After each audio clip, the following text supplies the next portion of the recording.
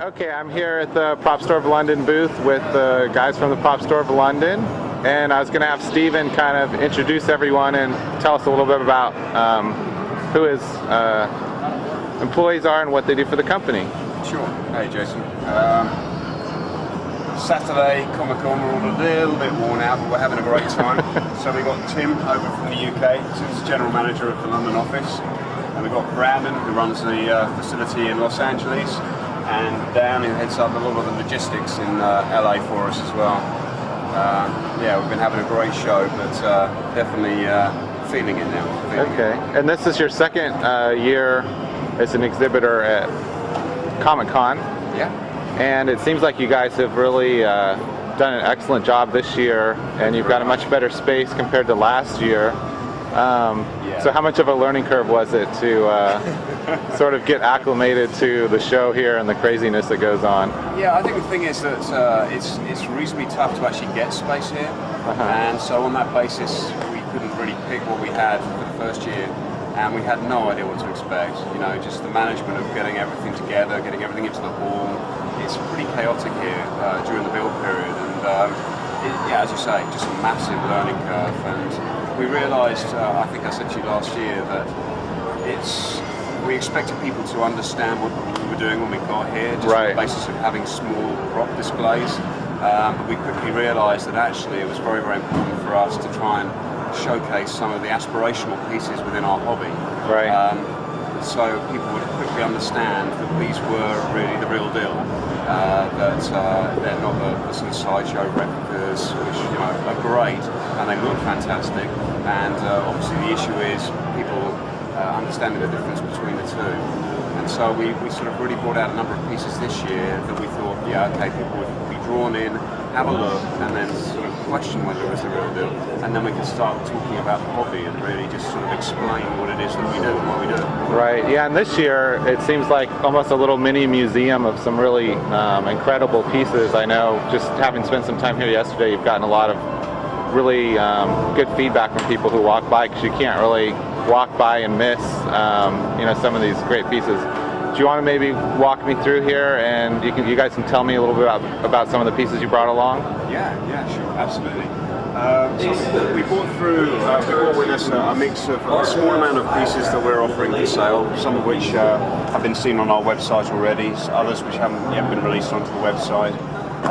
We have the V for Vendetta, one of the background character masks from V for Vendetta, which came to us through from Warner Brothers. We've had a lot of wows and astonishment at some of the Gremlins pieces. The Gremlins puppet especially there has drawn a lot of interest. The interchangeable faces that we have for some of the puppets as well, which is of course all Rick Baker's work, which is great stuff. One of the Nasty Demon helmets from American Werewolf in London as well. Maximilian maquette, which is from the Black Hole, and that's really surprised us actually how many people remember and recognise that piece and are actually drawn to the stand with Maximilian on there, and really want to come over. And yesterday we had one of the guys who's one of the Sentry robots in the film. He was like, "Oh yeah, I was in that film. I was one of the droids." It's like, okay, that's cool. We were having a good chat about it, so that was really interesting. Yeah. We also have one of the creatures from Men in Black there. One of the locker room aliens, and a Spartan helmet from the 300.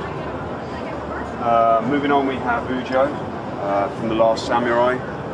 We've had some great visitors to the stand actually, and one of them yesterday was Richard Taylor from Weta, and so we had a long chat with him about some of the manufacturing processes that were involved. Predominantly with the weaponry on that, more so than the costuming. So a lot of the costuming was outsourced for that particular film by Weta. But he talked us through some of the processes with the materials that they use for making the swords, manufacturing the swords, which was a very specific run for that film, some technology that they came up with. Then we have one of the staffs from Stargate, which is again a lot of interest in the Stargate franchise here. The SG-1, the Stargate team are here as well. We're one of the portals here, so we've got a lot of people coming over and having a look at that. A couple of the Death Star pieces that we have on the stand here. I don't know whether maybe Brandon, do you want to take over from here and just sort of talk through some of the other pieces on the stand? I can do that, yeah, sure.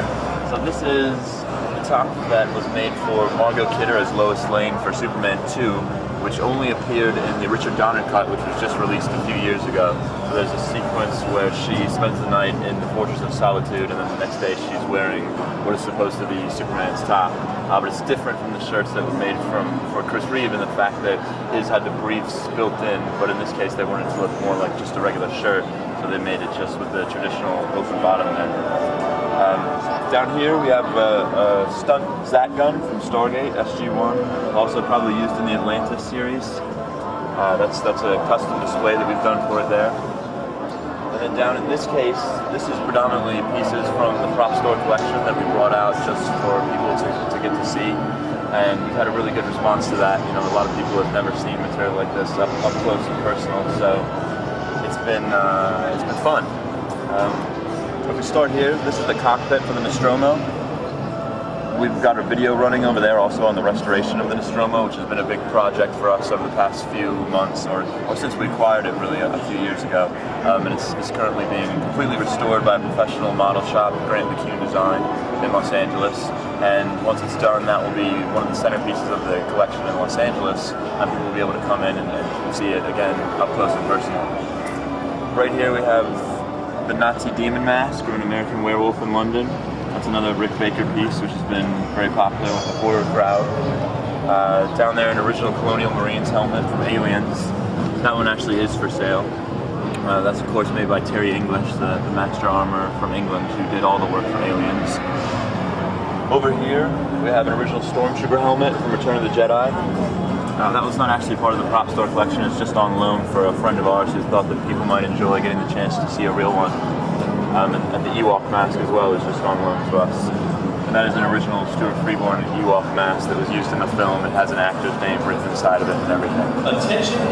Right here, this is a stunt blaster used by either Mark Hamill or Harrison Ford in The Empire Strikes Back, and possibly by Harrison Ford in Return of the Jedi as well. They both carry the same gun. And up here we have a pulse rifle, which is made up largely of components from Aliens, except for the plastic shroud there, which was put on it for Alien 3.